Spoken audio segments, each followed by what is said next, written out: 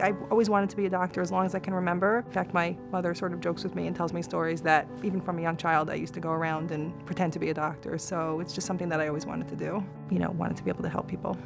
What I love about being a pediatrician is the ability to create that special relationship with someone from the beginning of their life, from infancy through childhood, through adolescence, to create that bond and that trust with the child and the family. One of the best things for me is actually when you've been taking care of a baby and they're finally at the age where they're talking, they're walking, and they will run down the hall and call your name.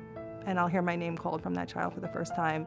Kids are just amazing. They're funny, they're warm, they're honest, and they love to give great hugs. And when I think about those hugs, that's what definitely keeps me going. I chose White Plains Hospital based on their reputation. I knew they had a great reputation for expertise and patient care, as well as the fact that I live in Westchester, and so I thought it would be very important to be able to work in my backyard, as it were, in my neighborhood and, give back to my community.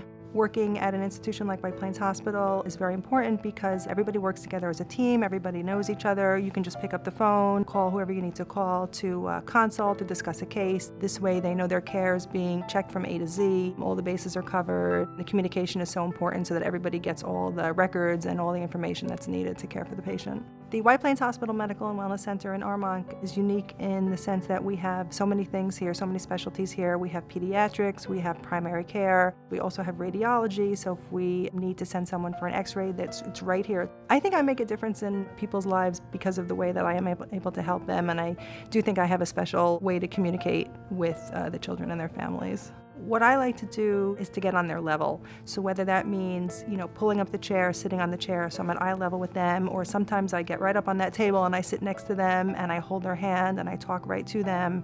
And to me, that's one of the most important things when you can create that special bond and that trust with the child as well as their family.